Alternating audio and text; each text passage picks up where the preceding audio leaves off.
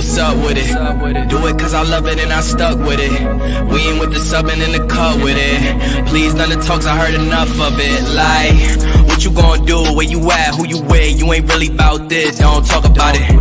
Really on the move, on the map, never slip. Keep your hands to your lips, don't talk about it. Real eyes, real lies all the time. Stand on it, if we said it, we don't walk around it. Loose lips, sink ships, red cup, blue strips, new phone, who this? No, we don't allow it. Really on go, I don't know what's an off day. Now we on road, came from smoking in the hallway. Now we got... Hey everybody, thank y'all for tuning in on this awesome Friday. We're gonna get this party started for tonight. I'm super excited to even have this topic because this will be the first of this kind that we've had since we've started.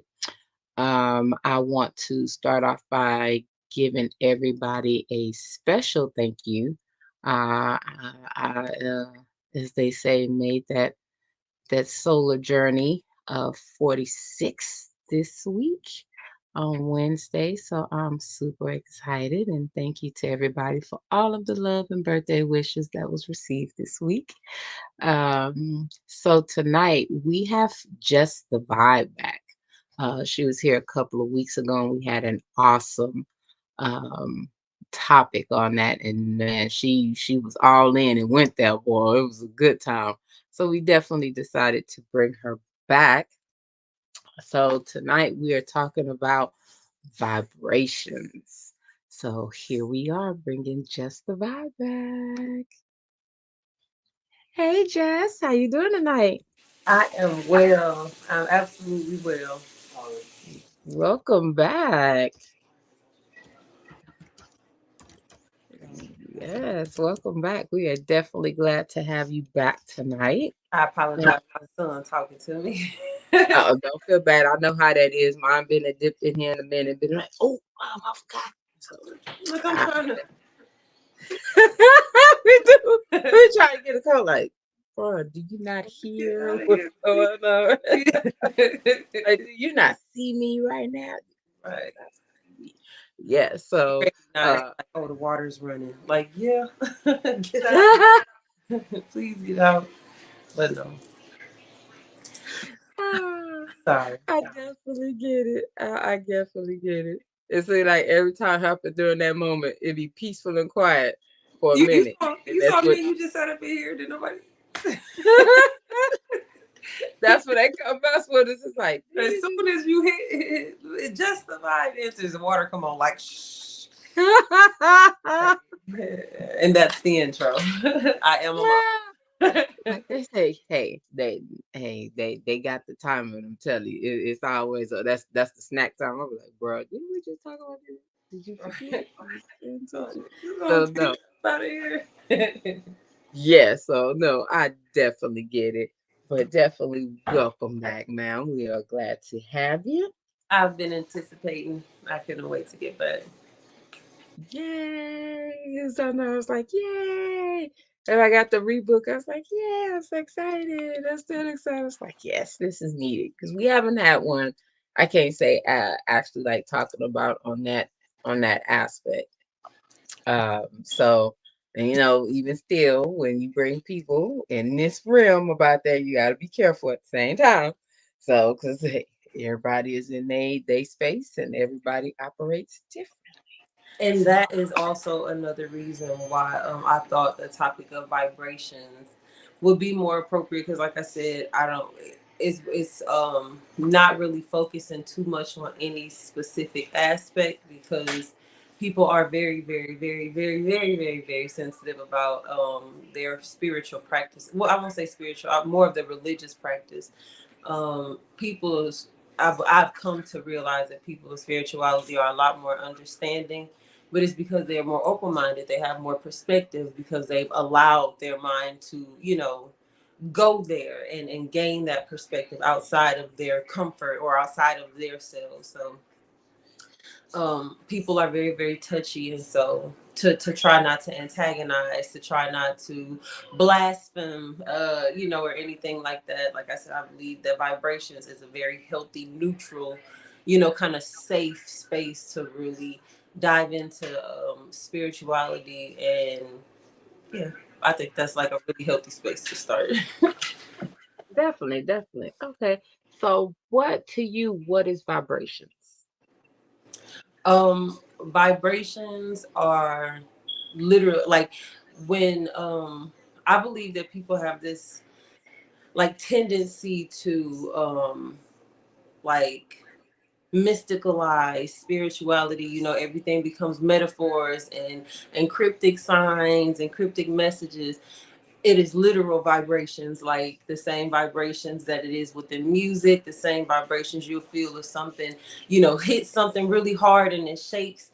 Those exact same vibrations are the vibrations that we speak about in spirituality when you hear them talking about high vibrational, low vibrational, vibrations as a whole, healing your vibration, raising your vibration. We are talking about, you know vibrations.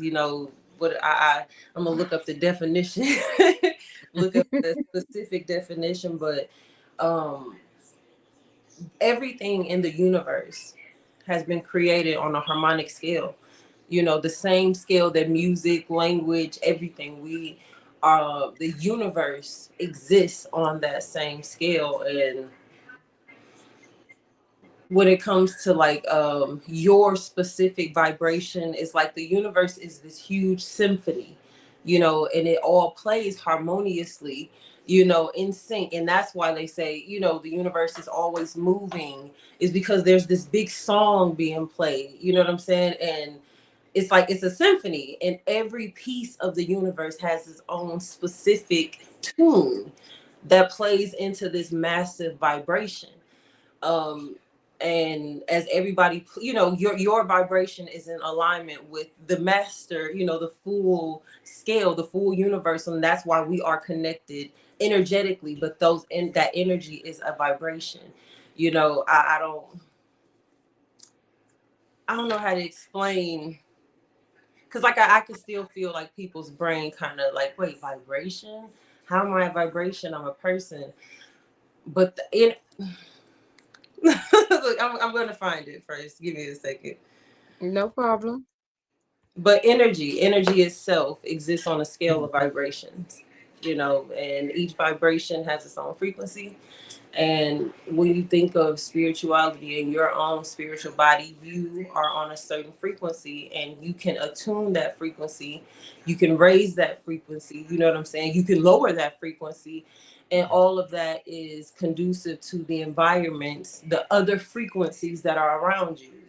You are a frequency, and it's just like if you were soprano in a choir and you're singing with altos, you can hear your tune absolutely out of place with all these altos. You are not in your vibration, you are off your, you know what I'm saying? And then, Yes. does that make sense? Yeah. And so when it comes to your natural vibration, to operate at your fullest, you need to be around those same vibrations. If you are in a lower vibrational area, it lowers your vibration. And in that same metaphor, if you are a soprano in a field of altos, either they're going to drown you out, or you're going to stick out like a sore thumb. You know what I'm saying? And that is that energy of not being in your natural vibration. And so recognizing the different things that affect your vibration is like literally the base of spirituality. Like I said, we can go through altars and meditation and all different kinds of magic and divination, but at the base of everything, it is recognizing your natural vibration. Are you high vibrational or low vibrational? There are different ways to see energetically where your natural vibration is, and that is through your chakra scale. Um, there's different ways, but if after you understand where your vibration is, you can work to raise it. You work in and you raise it through chakra healing. So each chakra has its own frequency. As you tackle and heal each chakra, you raise your vibration to that frequency. And as it continues to rise, as you continue to heal those chakras, you continue to raise your vibration. After you have healed all of your chakras, that is when you get into higher self, you get into enlightenment and elevation, because you've transcended your own consciousness. Now you've entered a realm where you can accept other consciousness, other, your brain has unlocked beyond itself now. And that is where you see people who have unlocked their gifts. And there's people that's when you start to see the real magical stuff, because these people have transcended their own personal experience and now can open their vibration to things that have, things that are way higher than themselves, if that makes sense. I'm sorry, Yeah. I'm rambling. It's so, that's what I'm saying, spirituality is like, it's such a lot to unpack, but I feel like the safest space to unpack it is in vibrations.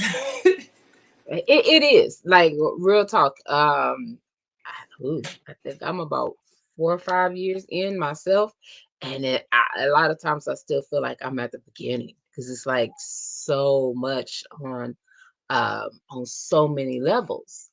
So it's like you never stop learning because it's always something. Your experiences are different. Um, some are same, but some are different. Um, but it's always something, and you're always like, okay, what does this mean? Like, what does this mean? Because, like, for me, I know something that's been consistent with me since like day one is I see feathers, like, and the feathers is always in my path on that note. So it's always crazy. Like I could be walking and it's like, bam, feather. I pay attention to the color.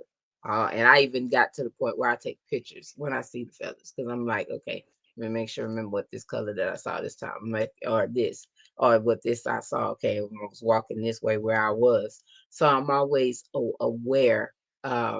When I see it, it's almost like, okay, what is the in this moment? What is this trying to tell me? What am I doing? So I always try to evaluate what's going on, even at the moment.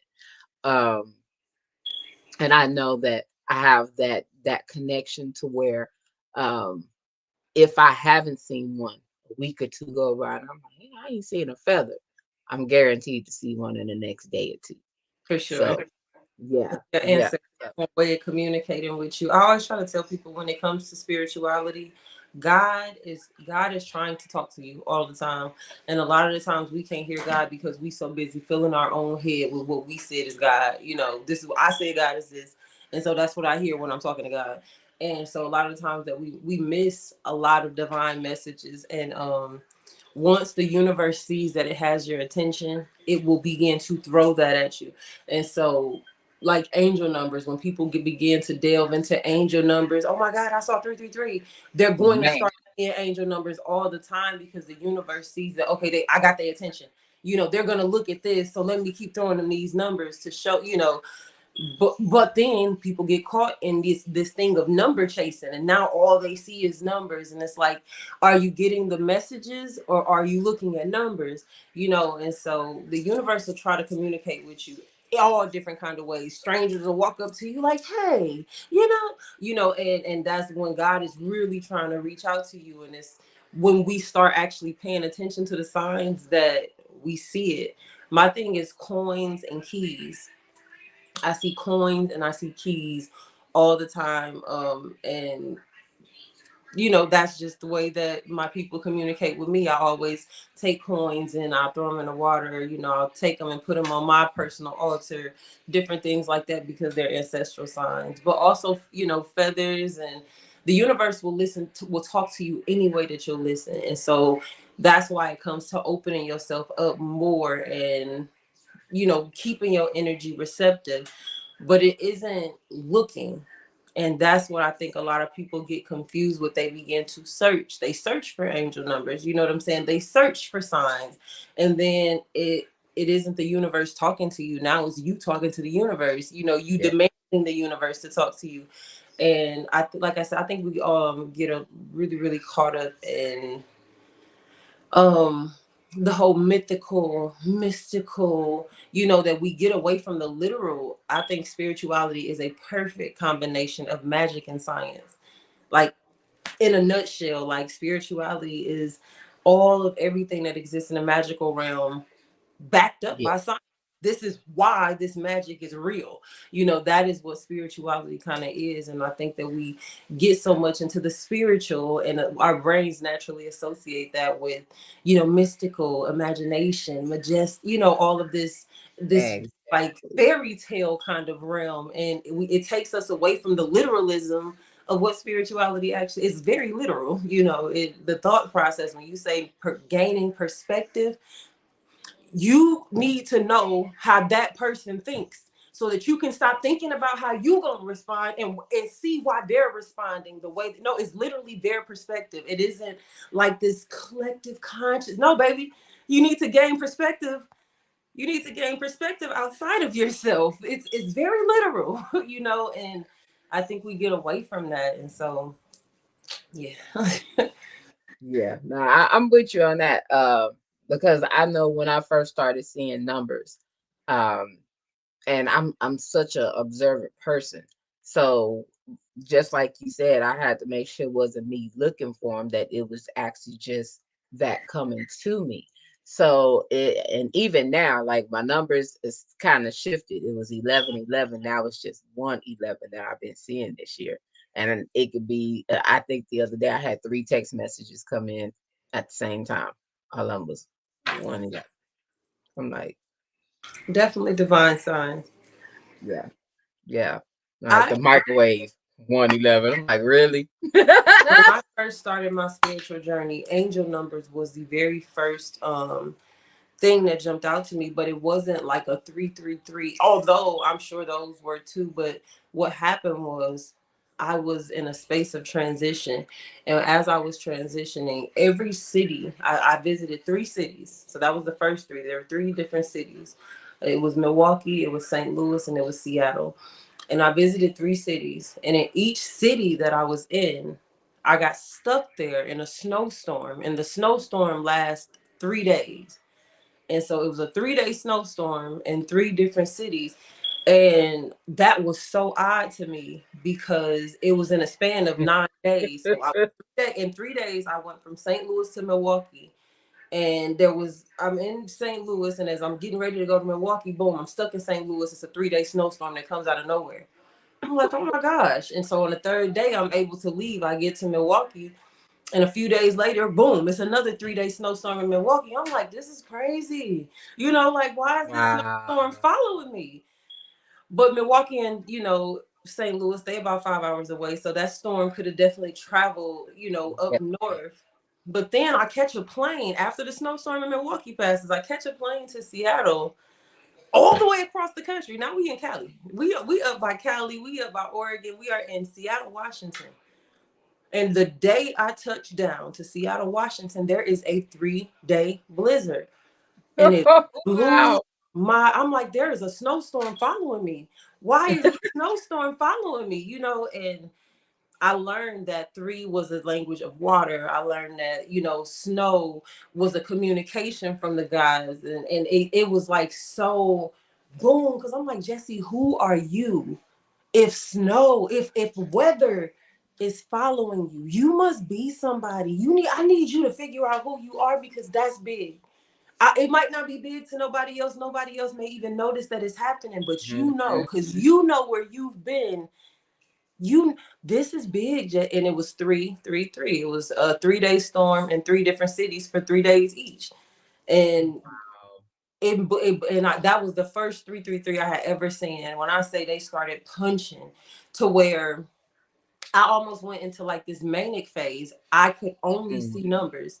It was so bad. And, God was teaching me, like, you can't get caught in one hole of anything, Yeah. because I literally would wake up, see numbers, go out the house, every license plate, every clock, it was just numbers, to where I had to program myself to stop. Jesse, stop decode, because I understand numerology. So I'm decoding Mm. messages like crazy, and I'm tripping because I'm like, oh my God, there are messages all around you. God is encouraging you, and all these numbers just everywhere. God is warning you here. It's just number messages. But I had to stop because it began to be constant. This is all I saw, and I realized that you can get caught in one piece of this, and it'll be Mm. really hard to get yourself out. And God showed me that so early in my spiritual journey, and that was like one of my biggest things that I took with me. Don't you focus in too much on anything, because it's Yeah, all a piece of, it's all a piece of it. And so yeah, you really got to make sure that you're not chasing it, because it wasn't even me chasing it. It began to be like second nature. I wake up to number two, yeah, and making sure that we don't let our minds go there, but that was because, like I said, I was in a space of studying numerology. I was studying, I was in this studying phase. And so this is where my brain is. It's reading everything now. My brain is reading, it's picking up everything. And so spirituality can be really, really dangerous, because it does make you receptive to a lot, and you have to have a discernment that shows you, hey, this is enough, or hey, let's not go there. Hey, this may not, I get that you're interested, but I need you to think beyond your intrigue. Is this dangerous or not? And it really taught me a lot. Like, so much of it is lessons that the universe is teaching you. But if you open yourself up to them, they will show you. They will definitely show you. definitely. So we have a question. It says, does the universe have a bad and an evil side? I believe I believe that there is a healthy balance of energy in the universe.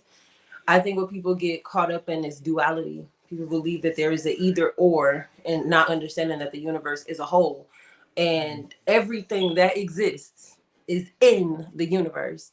And so to you can try to differentiate and pick a side, but the universe is full of everything, because it is consisted of everything.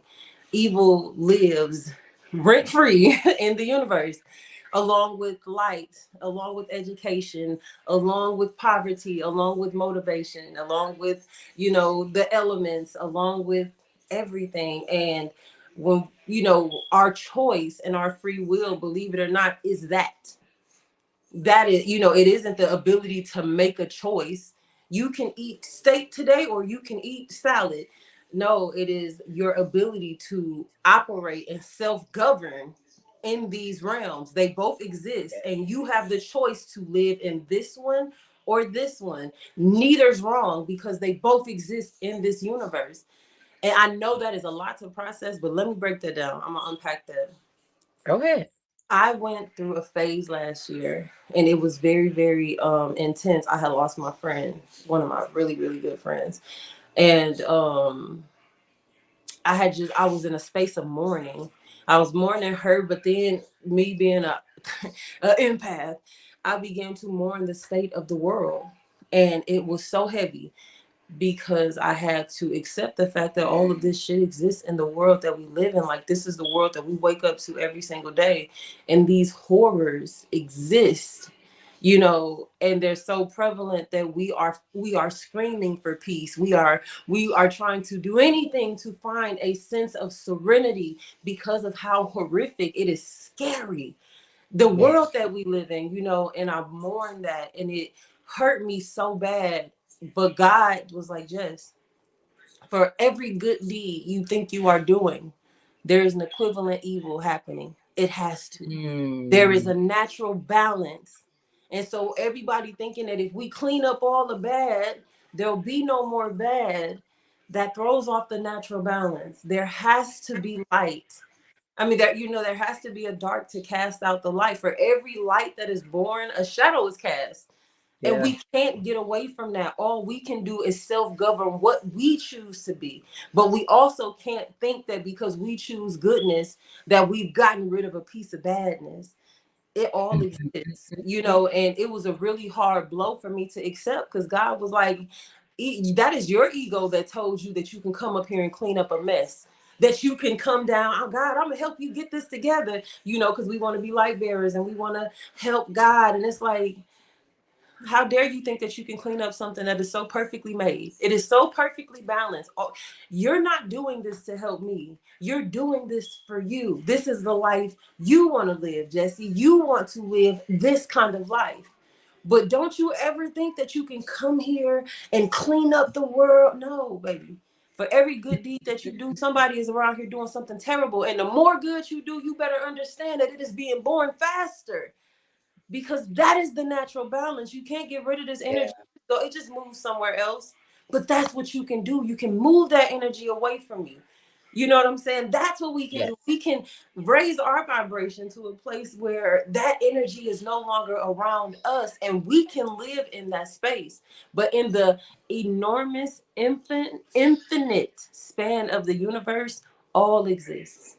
All of the scariest shit you could think about, all of the most beautiful shit you could think about, all of the most impossible shit you can think about, it all exists in the universe.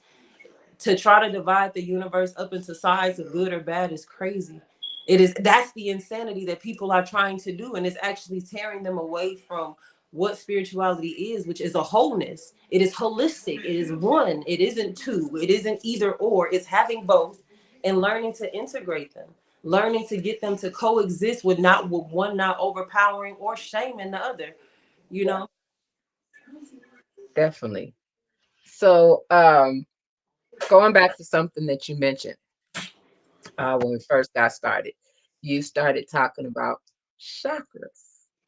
What are chakras? Chakras are energy centers throughout the body. We have over 140. We have a bunch of chakras in our body, but there are seven main chakras. They run through the from your spine up through your crown. You have your root chakra or your base chakra. There is your sacral chakra. You have your navel chakra or your sacral chakra. You have your solar plexus, your core power, your core chakra. You have your heart chakra. There's the throat. You have your pineal or third eye, and then the crown chakra. They are all energy centers where energy is stored throughout your body. Every experience is an energetic code, and each energetic code is embedded into the chakra that it affects the most, and it is stored there. The more trauma or the heavier or low vibrational, the more low vibrational the experiences are, the more they weigh onto those chakras, which could potentially Woo. block them. Block chakras stop your energy flow. Basically, like I said, these are energy centers that allow your energy to move through your body. And so, if you have a blocked chakra, it is not allowing the energy to pass through you fully, and so you are not able to access all of your full energy because it is being blocked by whatever chakra. I can say honestly, most people of our culture and of our generation, so like, and I'm not saying generation as in the 15 years that we were born, so much as the lifetime that we are all existing in right now. Yeah. You can call it a generation all you want to, but like, we all living in the same lifetime. We all just got here. We all in our first life. Like, we're all here alive at this one time. Generation, go ahead. Generation, whatever. We all in our first time. We all just learning right now, and so Yeah. us all in this one generation that's in alive right now together, we are having a problem accessing the root and sacral chakra and getting past it.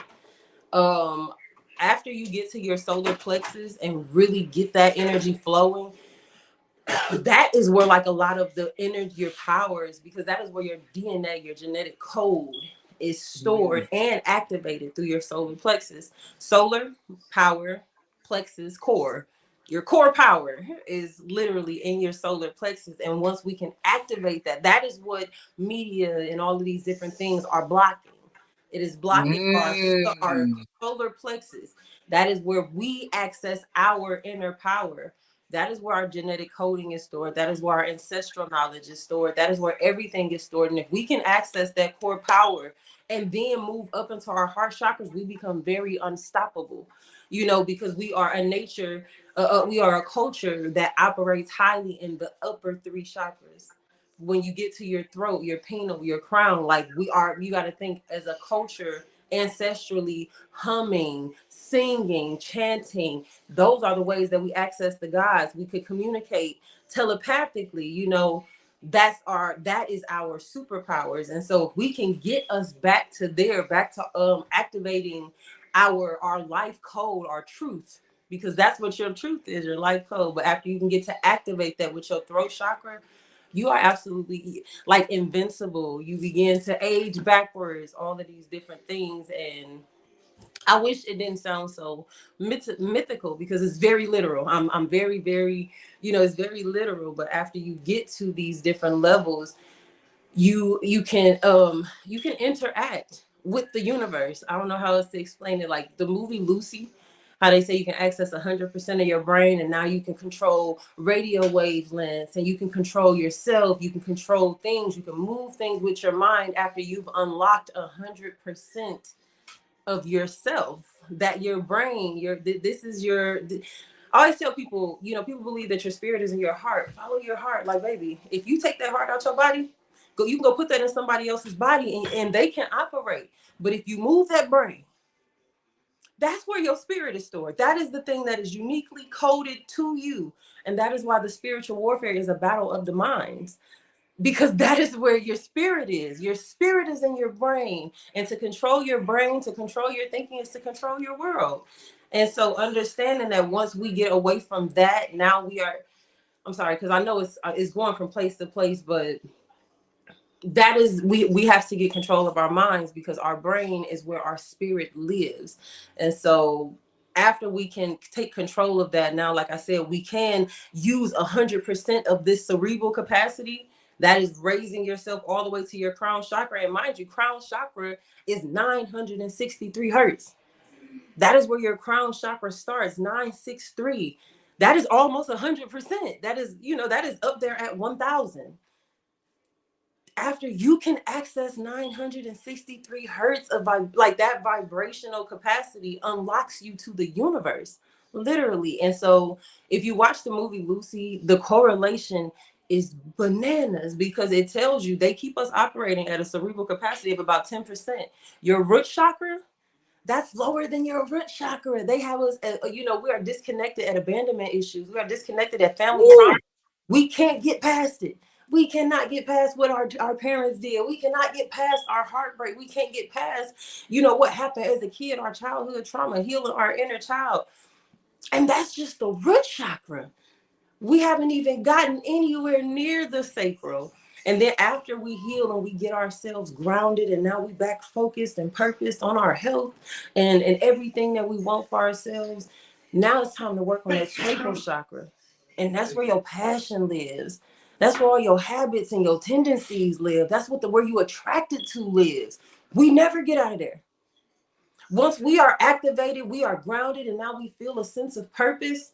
We put ourselves on this pedestal, and now we are in a pursuit to regulate this sacral chakra. Now we're looking for the companion that fits this. We cutting off everybody that no longer serves us. We severing ties in that sacral chakra. We looking to replace those ties, though. For everybody that we cut off, what do people look? I'm looking for my spirit family. I'm looking for my soul family. Where my spirit family at?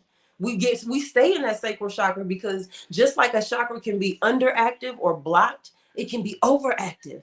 It can be moving too much. And the thing is, a lot of us are over sexualized and have an overactive sacral. So we have an underactive root chakra, no grounding, no morals, no nothing to stand by, no family values, and I'm gonna say we as a collective, just because in our lowest aspects of a collective, this exists, but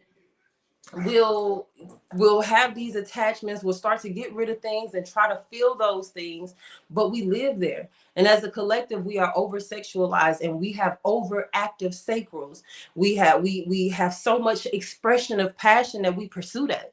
That is what we are in pursuit of: connections, friends, family. We want to do what we love. I want to work doing all of that is sacral chakra energy, and we are so lost in there that we never get to core power. We're so busy at our attachments, everything that we desire and that is attached to us, that we never move past that into recognizing none of that matters. Those are attachments. Those are things outside of us. Your solar plexus teaches you that this is you, baby. You can access all of those things. You'll have all of those things if you can access who you truly are. Learn that these things matter only in the capacities that they do, so that you are not lost in your desire to pursue these things. Boom, you unlock your solar plexus. Now you stand in your own power. You don't follow people. You don't need people. The people that invite themselves recognize your value. They value you too. And you're entering a space of empowerment, self empowerment. And then you learn to sustain that. You recognize that people are coming in and out and they are taking my energy. Where are these people coming from? Them And learning energy vampires. you learn, but that's what you attract after you've activated that solar. That's that yellow light. That's that bright light. Boom, it's out. Now here's this bright light shining, and everything that's been waiting on some light like that finally comes to you. And so in healing your solar plexus, you learn boundaries, you learn self-value, you learn that your morals have to be stood on. All of what you learned in your root chakra, everything that you taught yourself, your purpose, your family, your integrity, all that got to get activated in your solar plexus. Otherwise, you will have all of these unhealthy attachments in your sacral. It is all, they're all correlated and they all tie up into each other. And so as a collective, we're still working these lower three chakras. We are all and we continue to elevate, but as a collective we will go back down because we get back into trends, we get back into desires. You'll see the collective raise and you'll see them all get focused again. Everybody is back on getting their business together, getting their body together, getting their health together. You'll see them refocus.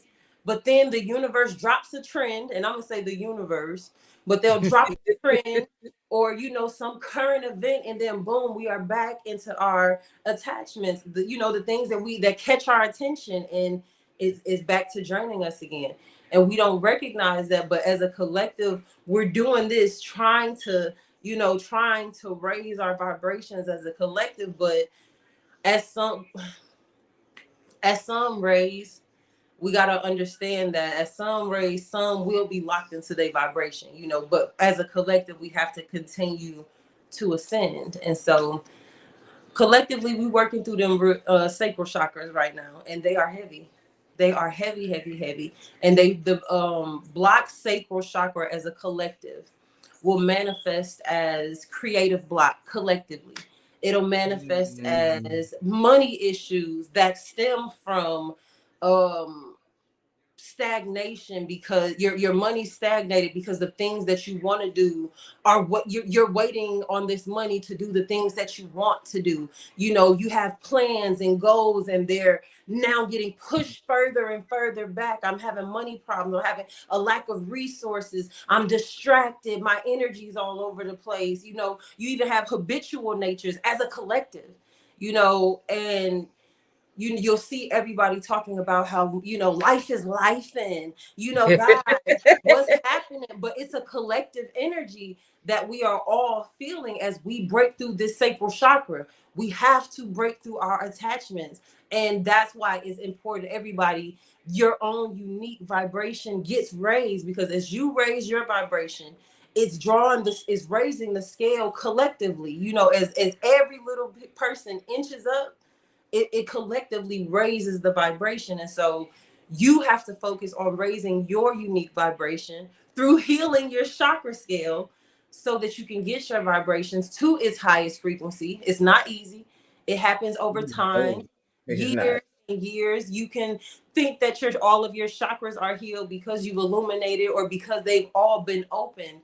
But just because they are open does not mean that they are healed, and does not mean that over time more things can come. It's a never ending process to keep your chakras aligned. Yeah. But that is what it's for. If we can all collectively, individually raise our own vibration collectively, it tunes the natural universe to its own, to the symphony that it's supposed to be. It puts the lower vibration energies back where they are supposed to be, and it regulates the scale so that everybody's playing on their own specific tune again. Yeah. Yes. Okay. So, as we were talking about that, I had a chakra balancing procedure done like about 6 months ago. A That Reiki was session. to balance. I had Reiki, and then I had the chakra balancing session with somebody before, and that was, both sessions were interesting. I had a couple of Reiki sessions, but that was the first time I'd ever did a chakra balancing Was it So sound vibrations? um that one wasn't. The Reiki was, that she did sound. Um, I had to lay there, you know, peace and Yeah, going through that and listening. So that what she came out with was very interesting. And the things of, when you're in these on the spiritual journey and you're going through the little things that's said to help. Um, Sometimes you wonder if the person is real or if it's legit. I think she was the first person that kind of sold me, because she told me some things that she saw that wouldn't nobody know unless you knew me. And there's no pictures or no evidence of that on Facebook or anything else. for sure. So I was like, oh shit. Hmm. Oh, okay, you sure right. You right. So it was that kind of thing.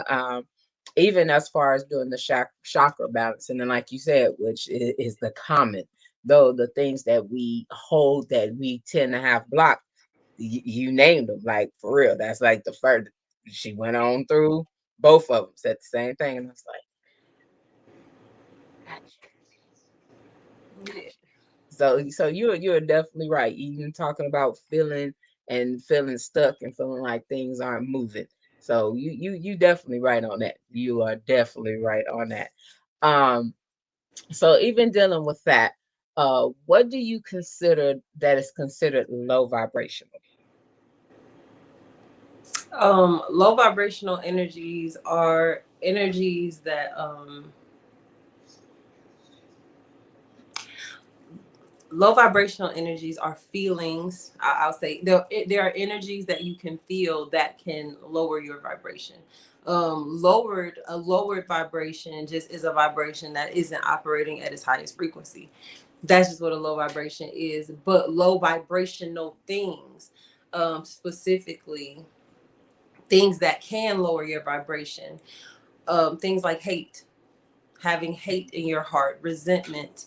When they say God is gonna weigh your heart to a feather, and if your heart is heavier than a feather, you got to come back and try it again. You know Ooh, that's that. You have to have your heart free of sin and free of guilt when it's time to go see God. Other if your heart is heavier than a feather, and that's what that is. You know what I'm saying? Low vibrational, these things that weigh on your heart, things that would make your heart heavy, things that would make your body heavy, like hate, holding on to resentment, jealousy, envy, bias, just complete malice. And people believe that like demons are low vibrational entities, but I believe that demons are hate. A demon, the demon, the spirit of hate is a demon. The spirit of envy is a demon. The spirit of malice is a demon.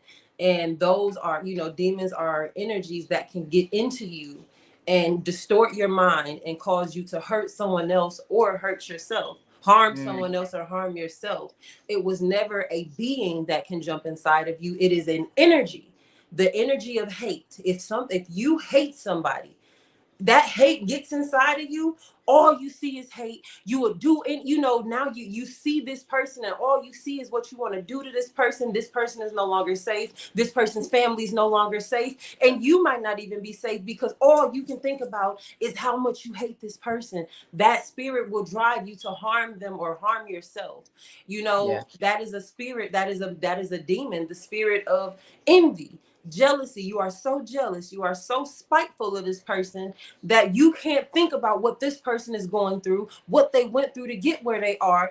You're just wanting to destroy them because they have everything that you don't.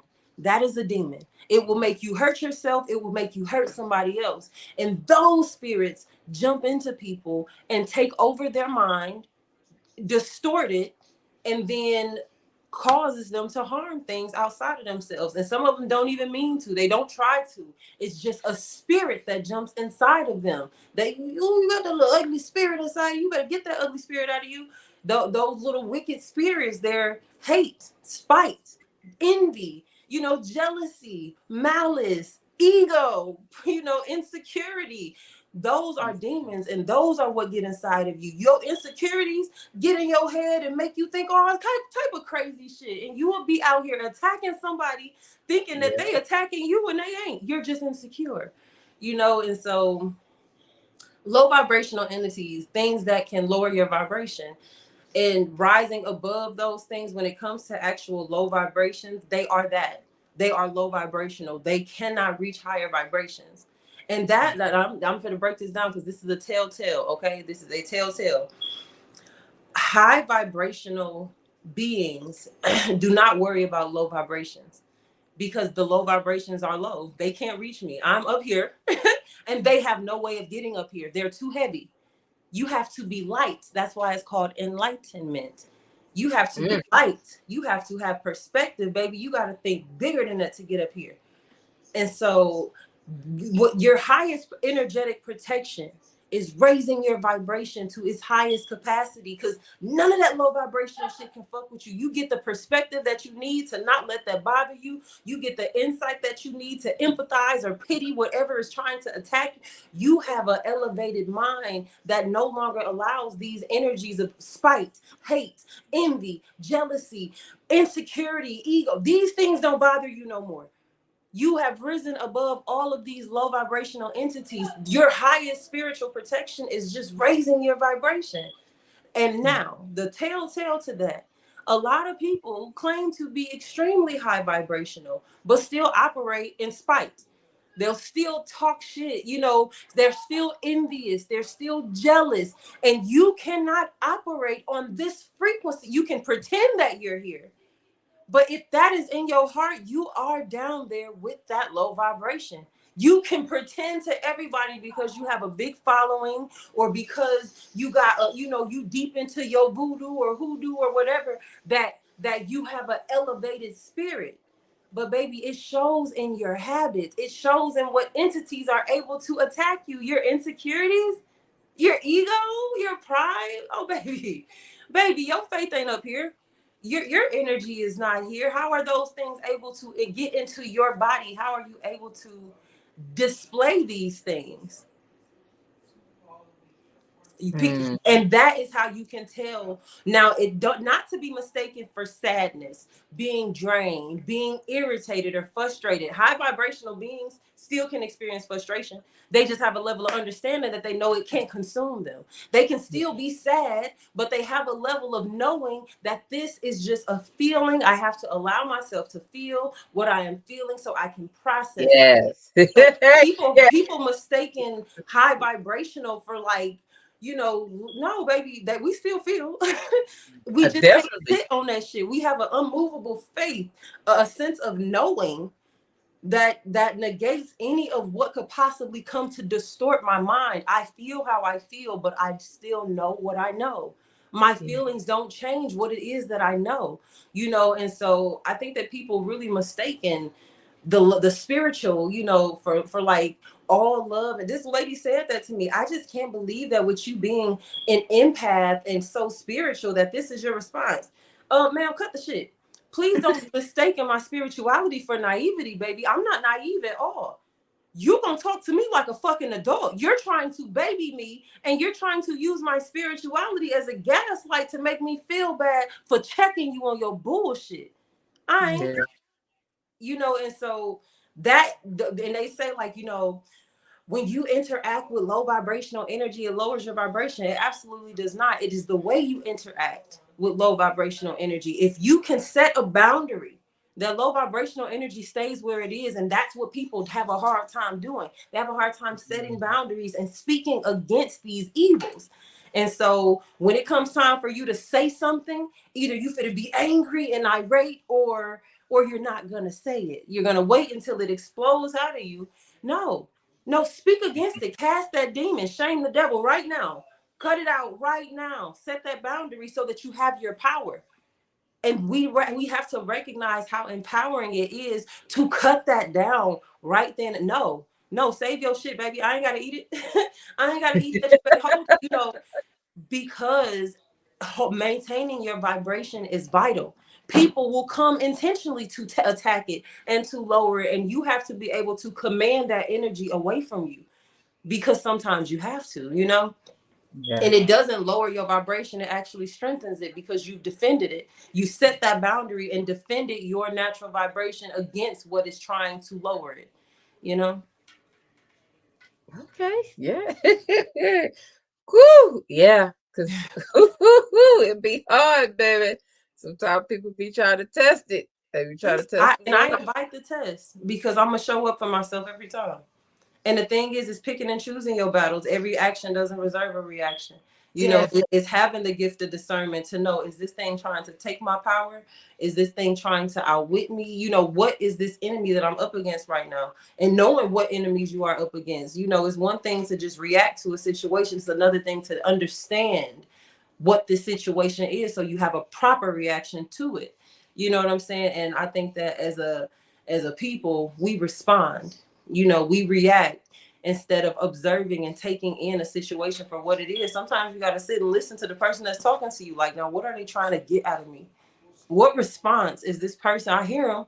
You know, and I have this thing of I can feel when the devil, like the actual enemy energy, is attacking me because it'll say things that you know, it'll say things about myself, like my skin has been a really big thing for me, or like for one time it was my feet, another time it was my weight. I had gotten really thin, and the things that I'm working on within myself, a person will come and attack that. And recently I was at the braiding salon and a woman came in and she was going off some drugs and she was just so irate and so volatile. And she like, B, you old bad skin having B. And I'm like, you're the devil.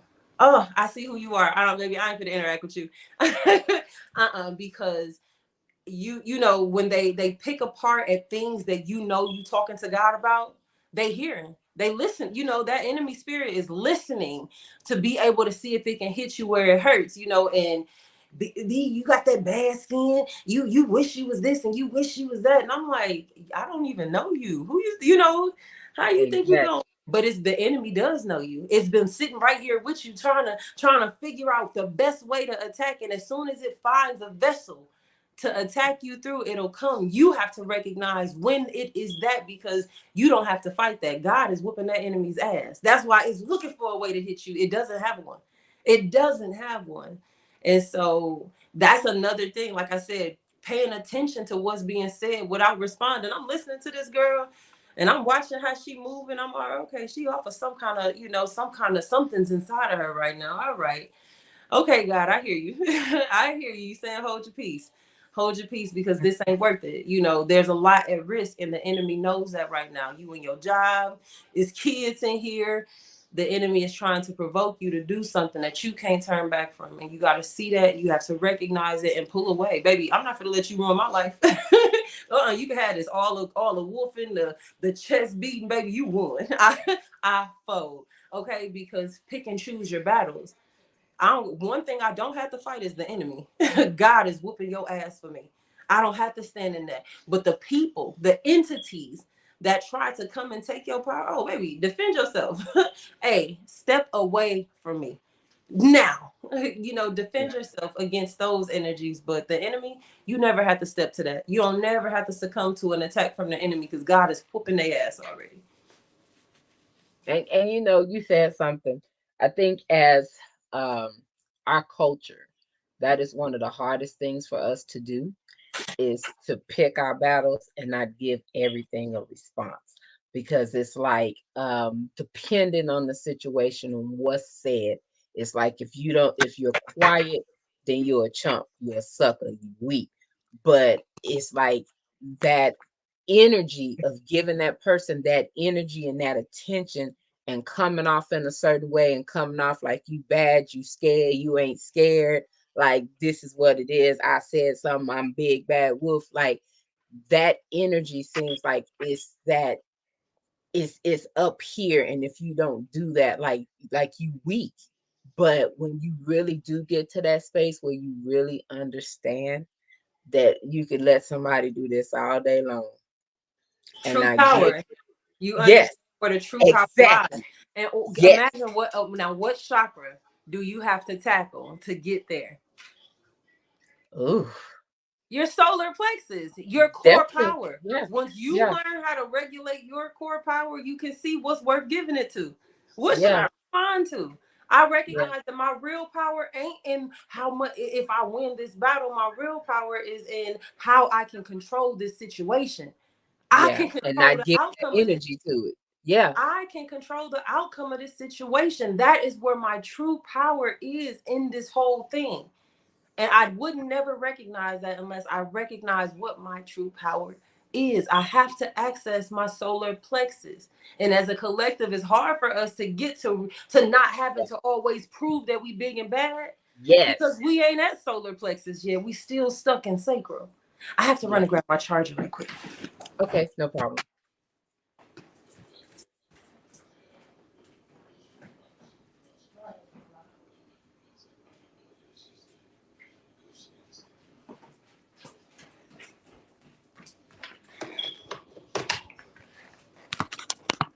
I apologize for the interlude. No, you good. You good. No problem. No problem. But I highly agree. And I think even for me and just how I was raised or what I was raised around, that energy was like it was a must.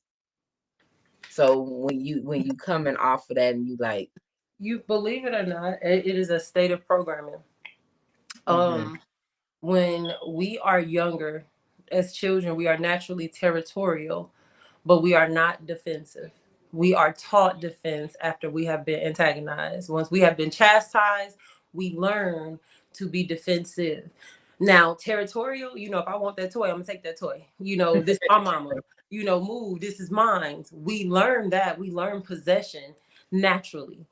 mm-hmm, But when it comes to defensiveness, when it comes to, we learn to defend ourselves only after we are being attacked, because you got to think our mom whoop our ass first, and we never feel like we need to defend ourselves then. We are understanding that we are receiving this and that there's nothing that we can do. You learn defenses through interactions and experiences. And so now the needing to defend yourself is a learned behavior. Imagine as a child, as a 4, 5, 6-year-old, you learn that once upon a time you were powerless. Your people were beaten, they were whipped, they were killed in the street, and they continue to program this into your mind. You become defensive. You feel the need to defend yourself against what is possible. Again, this is possible, this has happened, this is real history, this is something that could happen still today, and we must protect ourselves from it. And naturally we get this, we go you ain't gonna play with me. You ain't gonna, who are you talking to? It is a learned behavior, but I believe it is indoctrinated into what we school teaches us. That slavery continuing to reintroduce us to the need to protect ourselves and defend ourselves, not from nature, because that's what we really protecting ourselves from. That's what shelter's for, that's what transportation is for, that's what all of this is really, to protect ourselves from the natural elements. We were never supposed to be threats to each other. We were supposed to be able to coexist with each other and protect ourselves from the natural elements that pose a threat to us, like the animals, because they can eat us, they can make us sick, we have to protect ourselves from that. We have to protect ourselves from nature, from the weather, so we build homes and we build communities and villages so that we can all still have shelter and food to eat, before the storm washes away all the crops, stuff like that is what we were naturally protecting ourselves from. And that's what we were naturally building defenses for. That is what our society built defenses for. That's why we have homes. That's why we have cars, so that we can transport, travel, move, because we have to fight the universe, Earth. We got to move when it get cold. We can't stay here. We got to be able to get away yeah, from here. We can't do it on foot. All of these advancements in technology were for us to protect us from nature. It wasn't, from each other. And we were taught that. We were taught that, hey, you think it's that when really it's your brother. That's who you better watch out for. You better watch out, because they'll say some mean things and they'll do some mean what the things, baby. fun? They'll hurt you. And so we're not looking out for natural things. We are actually preparing ourselves for very unnatural wars. Mm, And so, yeah. very. Yeah. You right. You have to fight some battles that with people that you never thought you would have to fight battles with. Amen. And I think that's the part that throws a lot of us off our game, because in your mind, family is supposed to be family. We're supposed to stick together. You're not supposed to be at war with your parents, with your siblings, and your kids and stuff. So when you are in that space, because you still like, okay, you want it to be better. You have this thought that it would be, but when you over here looking at like, this shit ain't no better. This sucker is after me. Like he going for my head, and it's like, damn, for real, though. Like, this ain't what I didn't expect to have to be in this space for. Where now, what's family is now my enemy. That's a hard reality. Something that a piece of perspective to anybody that's watching, only to my people though, only to us. Um, Something that I was taught in during my spiritual journey that helped me to understand my people as a collective, but also helped me to understand family dynamics, because something that really, like I said, I'm heavy empath and I have to mourn different states of the world, and it's a healing thing me and God got going on. But I've mourned different states of the world, and one of the states that I've mourned was family dynamics and how families can be so, torn apart. And granted, a lot of it is very systematic. It is being created this way. They are disconnecting elders from the youth.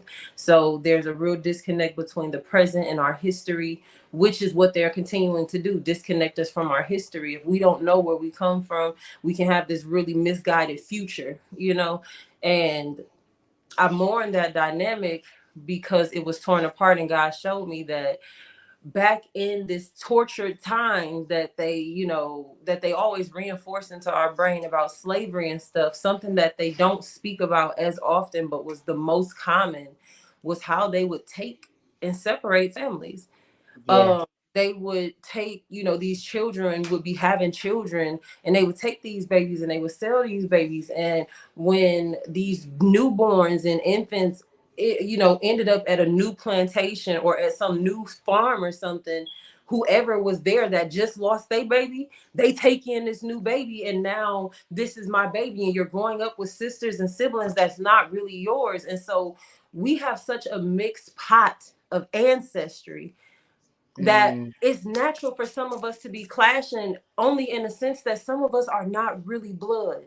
We have been raised together, and we come from a struggle to where it's seven in the family, but four of them don't know that they're not really siblings. They don't know that they were brought here and raised with this family, and so they wondering why they different or why they clashing, or and it's because they were loved under the same nest, because they struggled together, they had to endure together. But their spirits can be absolutely different. They could be coming from different places, different ancestry, and they, because they all brown, they was all sold together the same, and we don't know who's who. And it gives me a level of grace when it comes to family discord, because that could be clashing bloodlines, that could be ancestral war and stuff like that, that goes back for generations, that these babies don't even know about in this lifetime. They don't know that this is where they come from. And I know it's a stretch, but it was the piece of perspective that I needed to accept that this is a piece of reality, but it isn't stemmed from hate. All of it isn't stemmed because these people have hate in their heart. We have this mixed pot. The reason, because it's heavy the most in our culture. You see other yeah, people yeah, yeah. honoring their, they don't have this disconnect, but we do, because they took our roots and they ripped them apart and then started planting them in other places. So I can't look at my black people and be like, y'all can't, y'all families just don't do this, and just don't, because other cultures that family do that, they just don't know love. And we, they just aren't a people of love. And so when you see them hating their mamas and stuff, that's because they don't know love. But we are a nation of love. We knew love. And when we don't see that today, it's because of the disconnect of the roots. If we knew knee deep who we were and where we came from, we would be too unstoppable. And so they had to come and tear us up at the roots. And when you see a family whose roots are torn, I write that off to our history, to what we've been through, and I don't believe that to be our future is just a conditioning to where we are today. That makes sense. That very much makes sense. I can feel that. It's a stretch. Don't get me wrong. It's a long stretch of perspective, and you have to go and do the research, and you have to allow yourself to to go there and to think about that, to think about tribes that we came from, and these tribes could have been feuding, and it goes into looking at your ancestry and finding these missing pieces, because why and that's why your history is so important, because if you don't know where you are today, you can look into your history and find those patterns. If we can't look back into our history, we can't see why our people did that and what the reaction was and the responses to it. I'm so grateful that God gave me that piece of perspective. Like, look, baby, this ain't even what you think it is. You ain't got to mourn this. This is just a result of this. Your people are not lost. They still know love. They just have to get back to their roots. They have to get back to their roots. And that's where we got to start as a collective. But we've ascended the root chakra. Black people, we found purpose again. We powerful as hell as a nation now. We know what we here for. We have integrity. We have morale, but we cannot beat these desires. Oh, them desires got us in a chokehold, man. Oh, and that's what we fighting over. That's what we killing over. It's our passions. It's our desires. That's where we are as a nation. But we found our roots again. Now we got to get to our power. Everybody, what is it gonna take for Black people to come together? Like, you don't even understand. We're already together. We're already rooted back together. We are all repurposed again. We have to access our power now. That's where we at. We got to get past these desires so we can access our power, baby. Knowing that we can have everything that we desire if we can get back to the power of the nation that we are. We got to get back to our solar plexus as a collective culture. After we access that core power, every desire is ours. And we know that. They know that. I don't get into all that, but you know what I'm saying.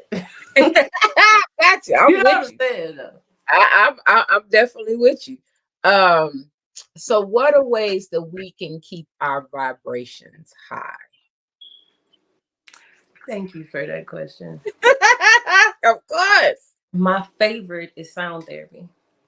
Mm. Regulating what you allow your ears to intake, because that is the most, I won't say distracting, because I'll say distracting for lack of better words, but that is like the most attention grabbing vibration. Like music talks. You how is this song singing everything I'm feeling? And you can listen to a song and you could start crying and you wouldn't even say it. Music, because it is the most basic display of vibrations, and what vibrations can do to us. And so the way that we attune to music, you listen to your vibrations and you let those tones you let them attune you. Each chakra has its own vibration. Like I said, your crown starts at 963 hertz. So after, now mind you, 963. So if you at 960, you are still in your third eye. I'm sorry, you got three more to go. Just three more. You got to raise it. Raise it a little more. But you up there though. You're there. You're right there. You're peeking out that crown, but you haven't fully accessed it until you hit 963. Your third eye chakra is 852. Your throat chakra's frequency is 741. Your heart is 639. Your solar plexus is 528. Your sacral chakra is 417. I might have to fact check that one again. But I believe I want to say, yeah, 417. And then your root is 396. So those are the different frequencies. So 396 hertz is your root chakra. 417 hertz is your sacral. And if you listen to these frequencies, so if you can go on YouTube or go to Apple Music and play, I would advise everybody to start at your root though, but play 396 hertz music. Just listen to those frequencies, especially in the morning after your body has settled. If you got 5 minutes before you get out of bed, put on your frequency and just let your body settle. Just take some deep breaths, just lay in the bed. It's a form of meditation, but just letting your body settle to that frequency. It attunes you to that frequency and allows your energy to begin to rise from whatever frequency it is that that you're playing. And so the easiest, to me, the easiest and one of the most effective ways to raise your vibration, to attune them, because like I said, they're frequencies, and just like an instrument, you have to tune an instrument, you have to tune your vibration. I mean, your chakras, you have to attune them. A way to attune them is by listening to the frequencies that it vibrates on so that it can harmonize with it. And that's what I was speaking to, that metaphor about, like sopranos to altos. If you put that soprano in that alto, it's off tune, it's going to be off key. But if you put the frequency of soprano on, it will remind that soprano to go back to its frequency, and it allows it to harmonize where it belongs, because it finds it. Oh, this is not where I belong. I'm in the altos. I see that now. Let me go back to my soprano. I hear where I belong. Let me go, and naturally it attunes itself. And so in your own personal healing, recognizing each chakra has its own, like I said, its own frequency, but it also has its own tells. They all have their own symptoms and signs to let you know that it's blocked or overactive. And based off of whatever symptoms you are exhibiting, it'll let you know where you need to focus on your chakra healing most. If you have a lot of family issues, a lot of childhood trauma, you're probably still at your root chakra. If you're still easily triggered by what your mom says or what your sister does, or you know what I'm saying, I didn't get this as a child, so you're still trying to fulfill things that you never had. You're still at the root, and you start there until you've transcended that chakra. And so you check your energy. That's why self-awareness is so big too. You have to be self-aware.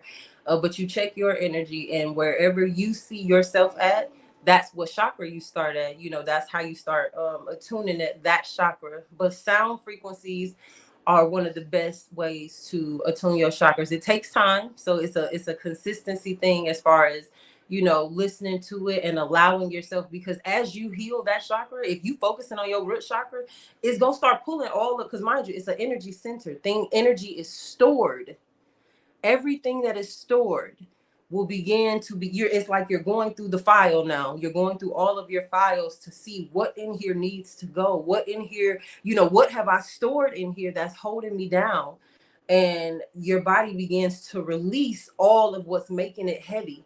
So you're going to start to process things. You're going to start to have thoughts and feelings and, unexplained emotions. But that is your body purging all of this weight from this chakra, and so recognizing, sorry, because sound therapy, look, because you'll recognize it, but recognizing your habits and everything is what I was going to say, because it'll show you, what's causing you to fight this chakra, what's not allowing this chakra to heal. But if you use those sound therapies through consistency over time, you'll see that chakra begin to heal, because you will begin to process these thoughts and process these feelings, and you'll notice different habits coming out, or you'll notice, a desire to reprogram yourself. I want to do this different. I'm not allowing this. It'll, you'll begin to process that chakra. Other ways to tune your chakras, the foods, there are different foods that you can eat. Different foods target different chakras, because your chakras are tied directly to different organs and different functions of the body. So your root chakra functions are your legs, your spine. I won't say your spine, the more the base of your spine, but it's still your spine. But your legs, your spine, your bowel, those different things. And so blocked root chakra can manifest as back problems. It can manifest as foot problems. It could be like your body, it can store a lot of like weight and fat down in your legs, and not so much as in your top half. And those are physical displays of a blocked root chakra. It can manifest as gout, it can manifest as clogged arteries, different things like that. because you're bearing all of this weight. You know what I'm saying? And so your root chakra, it regulates those things. Your heart chakra, it regulates your heart, your lungs, all of these vital organs in this area. You know what I'm saying? So the vital organs, really, your heart chakra, your third eye chakra, your pineal, that's your brain, that is your functionality, your nervous system, things like that. So each chakra, your throat chakra regulates your lungs, your esophagus, your shoulders. You know, people that have blocked throat chakras, they'll have hunchback. Yeah, blocked throat chakras. Sorry, I'm talking fast. I had to make sure I said the right thing. But they'll have hunchbacks because this is closed. You know, it's not open to exert. You know, it's a blocked throat chakra. It can manifest as breathing problems. It can manifest as different things, sacral indigestion, like reproductive, disorders. You can have cervical cancer, erectile dysfunction, different things like that when you have an overactive or underactive sacral. So you seeing your symptoms in your body and then eating, adjusting your diet according to which chakra is, which chakra is needing to be healed. But you'll know that through your physicality. So whatever is going on in your body, you eat the foods attuned to that chakra. If you have an indigestion, we attacking the sacral chakra. Sacral is heavy roots, carrots, sweet potatoes, apples. I won't get too deep into it, but orange foods, orange drinks, different things that help with digestion and things like that. But each chakra has foods that are specifically targeted to help to clear that chakra and alleviate the health ailments that come with that chakra. And so healthy dieting, sound therapy, yoga. There are different yoga techniques that attack and open different chakras, help you to release energy that is pent up in different chakras. And like I said, we have earth chakras, we have lower earth, we have about 100 over 100 chakras in our hands alone. At learning to activate your different chakras, we have a ton, but after you learn, I'm sorry, because y'all know I over explain stuff. But yeah, so sound therapy, your foods, your yoga, there are different things that help you to release energy through your body. And so if you're getting into chakra healing, because those are the three that I help to instruct with when I do chakra healing. Journaling is another one. Journaling is another way to purge chakras. But though I encourage journaling as well. I even actually have a Just the Vibe journal. I wish I had a picture of it. It got stolen in January, but I have to order another one. January was a not January, sorry, November. November was a doozy. When I got back, it was a doozy. But journaling, releasing emotions, releasing what is inside of you, logging your progress, all of those things also helps to clear those chakras too, because it's like repetition with the journaling. It is the idea of repetition, but it's also self-awareness, making your cells, because cells have memory. Once you talk to the cells in your body and make them aware of themselves and what it is that they are doing, cells are communicating, cells are reproducing, cells are eating, they're doing all of these different things. And we have to activate that cell memory by talking to them, and so that's why they tell you to speak your affirmations out loud. It tells you to talk to yourself out loud, but also journaling, because it makes you aware of what is going on within you. It tells you, hey, I do know. I know what's going on with me. And then you listen to you. All of the billions of cells in your body begin to listen to you, tell you what's wrong, and then it will begin to self-heal. It will begin to, because that's what our body is. It's a self-healing machine. It will begin to correct itself. You just have to tell it, hey, this is what's going on with us. Do you see this? Have you been noticing this? Because maybe we haven't. We've been so distracted, because you are one vessel. Even though you are infinite cells inside of your body, it's still just one thing. And if you're not paying attention to it, it's not paying attention to it either. All of its cells are focused on whatever you're focused on. You are one infinite being, but you are made of a billion infinite things. And it's all zoomed in on what you zoomed in on. So it is, your cells do what they do, just like you do what you do. but Yeah. you may not be aware of what you're doing. You know, you're still gonna do it. You won't know that you telling your heart to beat, but your brain is telling your heart to beat. And it isn't until you are aware, oh wait, I am beat, heart, beat. And now you are, you know what I'm saying? It is when you Yes. tap into that, your self-awareness. And so journaling, it allows your cells to understand itself, to hear itself, so it can begin to regenerate itself. Yoga, different yoga poses that emphasize the releasing of certain energies. Food, your diet, what you put into your body is very, very vital. From food to music to television to all that. And then the sound therapy. If you were to go into the frequencies of, if you're going to listen into frequencies to heal your chakras, I would advise that you not listen to other musics, because those energies can go and lower the frequencies that you've just risen, because music has different frequencies and messages being sent through it, and you could regulate your frequency, and get it back healed, because yesterday it got thrown off because some family shit happened, and then you go listen to a song that triggers all of those emotions right back after you just stabilize them again. Yeah. So making sure that once you are doing chakra healing through sound, like through actual sound frequencies, that you eliminate other frequencies so that you can let your body focus on its healing.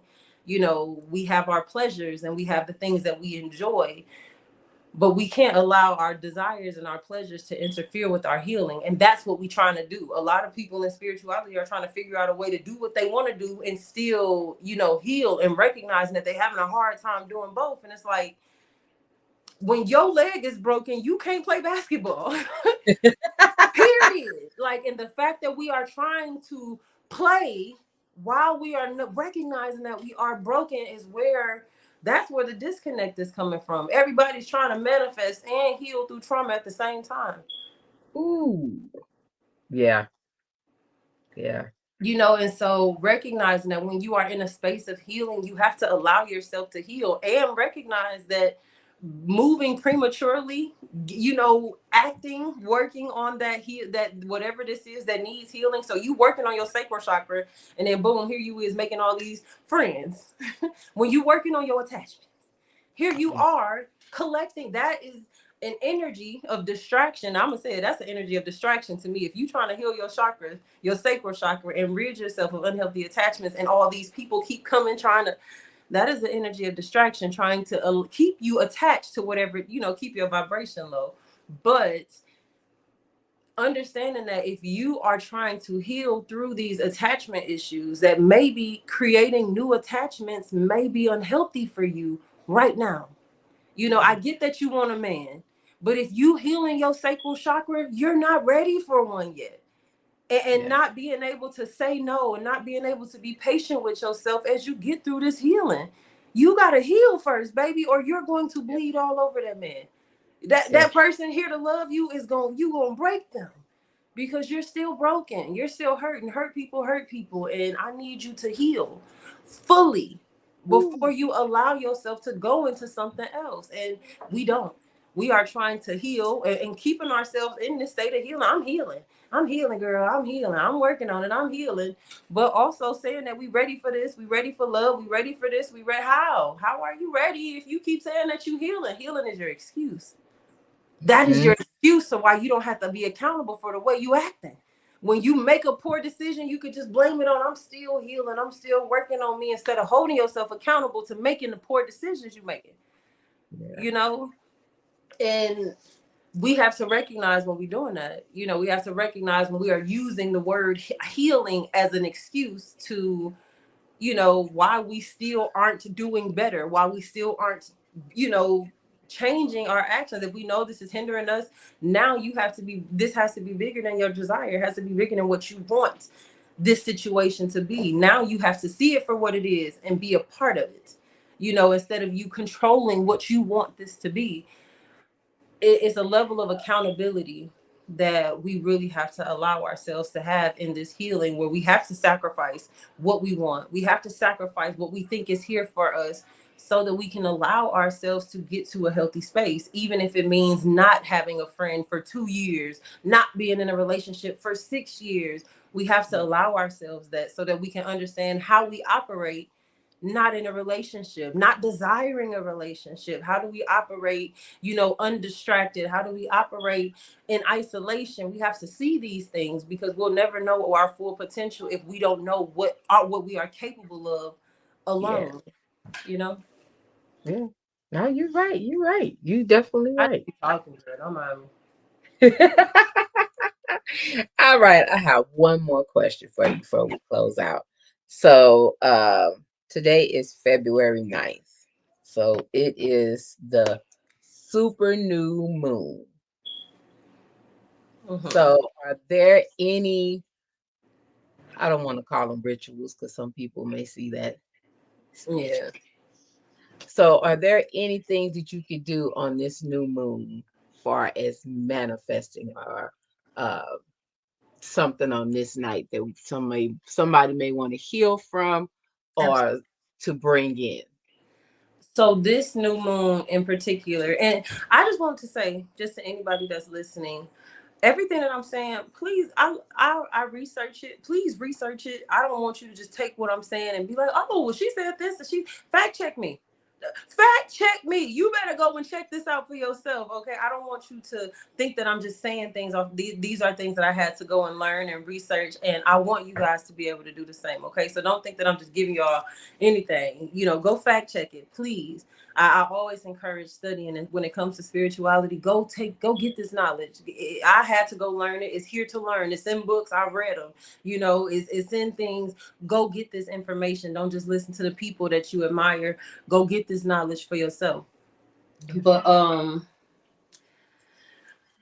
so on this new moon in particular, it is a catalyst for the energies. We are setting the tone for the next 6 months, taking us into the summer season, because we are entering the spring season, and this is a really, really intense energy for releasing all of the old. And so you'll see, if you have been releasing things over the last couple of years, you'll feel very stagnant right now. Things will not feel productive because everybody else they're still closing out whatever they got going on, and as the collective, you just a little more ahead. But in this energy particular, this is a really great time to set your intentions to what you want this year to look like, and not in a sense of what you're going to be doing. This is an energy of your actions versus your intentions, the energies that you want to bear, and setting your energy to, we can all say, I want peace, I want peace, but it's like, instead of saying something as general as peace, I am pushing for productivity. I'm pushing for efficiency. I'm efficient. I know how to get work done very fast, very efficiently, and I want to operate at my full potential. Setting the intentions to how you are going to perform. It's a really heavy energy right now of like new ideas, a lot of innovative ideas. People are getting all kind of downloads of things they can do in the communities, things that they can do to change different things that are happening, different structures that they see in, whether it's school reform or, community violence. People are coming up with all of these different innovative things that they can do to contribute to this overall wholeness. And if those energies are dropping in, making sure that you are setting plans, setting goals and intention, because this is the energy to really roll out a lot of those things. We are in this age of truth, but we are also entering this really big space of community. And so Okay. this new moon, it isn't so much of an energy of me, what I want, what I'm going to do, so much as how can I, contribute to the whole. What can I do to give back? And that is a really big highlight energy. And so under this moon, setting those kind of intentions, what could you do to contribute to, the collective wholeness of whatever, whatever you are passionate about, whether it's children or, hell, it could be hair. You want to teach people how to do hair, and finding different innovative ways that you can bring this to people because you know that it will benefit people, neighborhood cleanup, whatever it is. But these are the different energies that we are in right now. So I would say I know it's setting in a lot of people, but when these energies come in, creating action plans of what it is that you can do and contribute to these kind of energies, because those energies are heavily supported by the universe right now, as far as repairing a lot of damage and bringing together unity. So whatever you do, because we don't want to emphasize what anybody would do under a full moon, new moon, whatever, but in setting your intentions, those are the energies to set it around, because those are the energies that are the most supported right now. So it's a really intense energy for community. It's a really intense energy for new things, new beginnings, new ways of thinking, new ways of doing old things. This is how we've always done it, but I think this will be a better way, rebranding, new marketing, updating, spring cleaning. Those are different things that we could really be spring cleaning. God just said, hey, tell them that. Tell them that. Clean your house under this new moon. Deep clean your house. Move that refrigerator, sweep behind the refrigerator.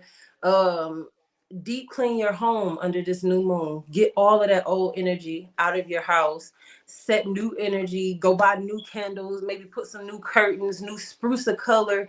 Do things to entice creativity. Give you that innovative, motivative, that inspiring energy around you. Make your environment a place that you want to be in. Get that old, stagnant, stale energy out. That disappointment out. Whatever energies are in your home, and they hide behind your couch. Energy hides behind the refrigerator. It does. Energy hides behind the microwave. Go get that. Go clean behind that microwave, clean behind that toilet, so that you can get all of that hidden energy out of your home. And then invite in new energy through new colors. You know what I'm saying? New, like I said, candles, new smells, new senses, things that'll give you new inspiration. Those are really, really amazing things that you can do right now. I just know. I just be talking, man. Love that. I love that. I definitely love that. Yeah, definitely love that. Um, how would you like to close out for tonight? I'm just you throwing it to me, and I just feel like I be doing too much. But either way, you throw it to me, and yeah, I've enjoyed it. Um, Vibrations.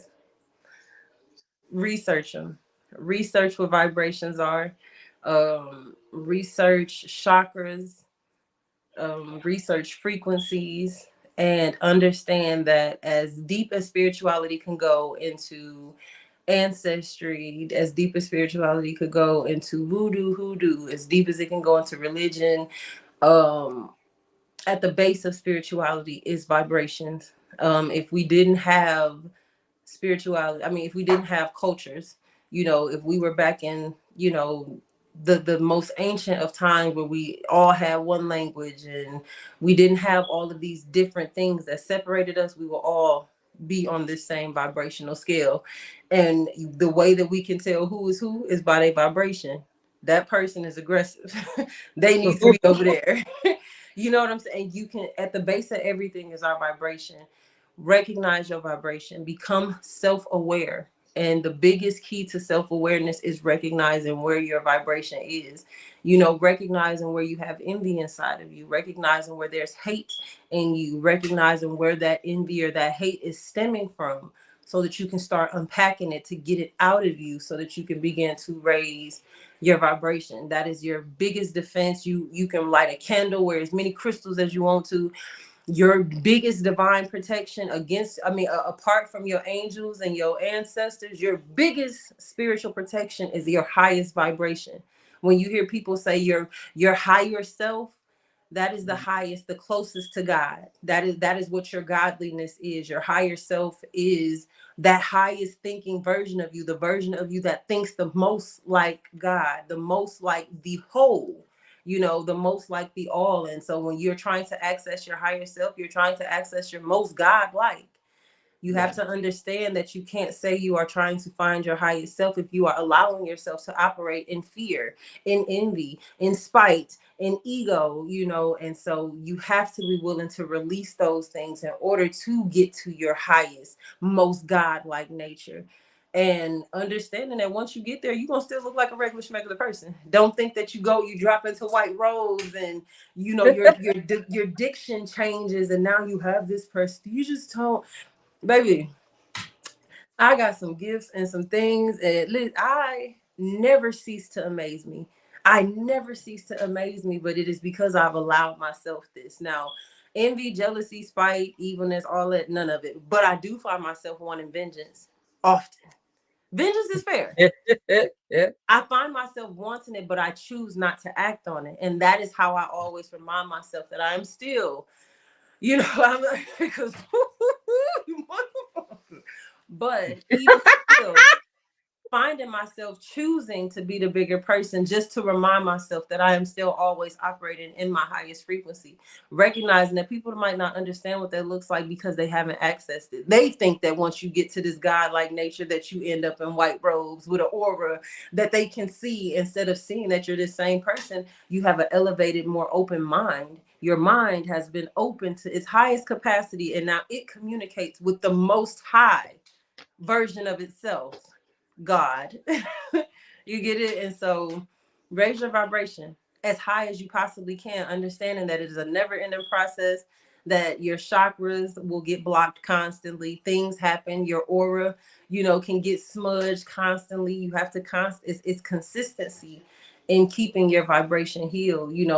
Diet, exercise, all of everything takes consistency, and raising your vibration does as well. But once you have gained the perspective, after you get to that solar plexus, that heart chakra is intense, but it opens instantly. Your throat chakra, it is intense, but it happens instantly. You become the blockage to these four up here.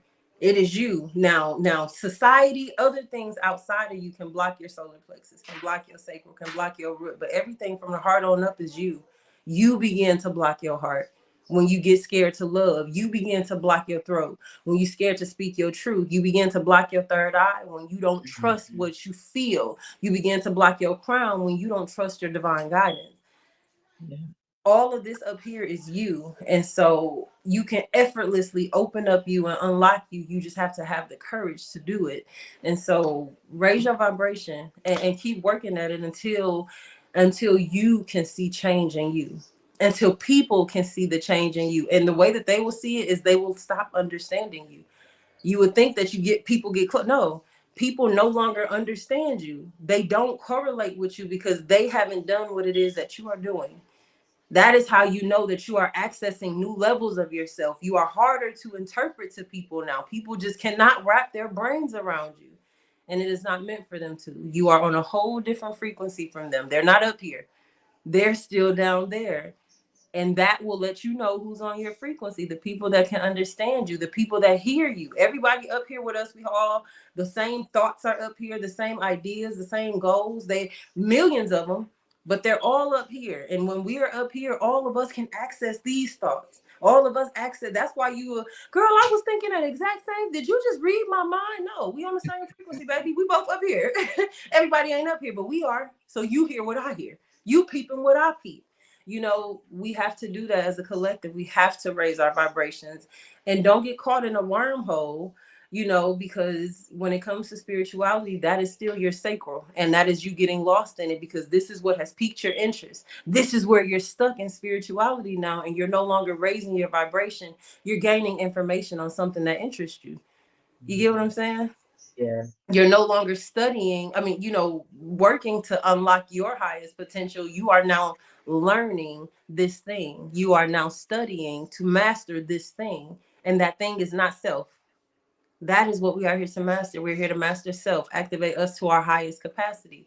In order to do that, you focus on you. Focus on your journey. Your magic will come to you. Your ancestors, all of the things that are meant for you on your spiritual path will come to you as you begin to work on you. And that work is vibrations. Raise your vibration. Work on healing those chakras. Work on getting, your personal frequency to its highest capacity. That is what unlocks your gifts. That is what unlocks everything. And so before I would let somebody, learn about candles or voodoo or no, baby, go to your vibration. Start there and let that unlock everything else. Definitely. I love that. That is what's up. All right. Look, Yeah. toes. Yes. Gotta start from, gotta have a foundation, know where to start. So yes, I think that's definitely. the healthiest place. And like I said, people get in and they want to manifest. Maybe that's at the top of the top of the top of the top. Yeah, it definitely is. It definitely is. All right. Well, Jess, I definitely thank you for coming back. It has been But amazing. Definitely right on time, as always. So definitely love that. Thank you to everybody that tuned in tonight. We greatly appreciate you. We hope you got something out of this episode tonight that give you some insight or helped you with knowing how you can raise your vibrations, and just set the foundation for you to grow and heal, and just stay elevated and even in energy, and know what to avoid and know what you can add to it. So, on that note, we will close out for tonight. Y'all have a blessed and safe weekend as well as week. And we will see y'all back next Friday. Yeah, what's up with it? Do it cause I love it and I stuck with it. We ain't with the subbing in the cut with it. Please, none of the talks, I heard enough of it.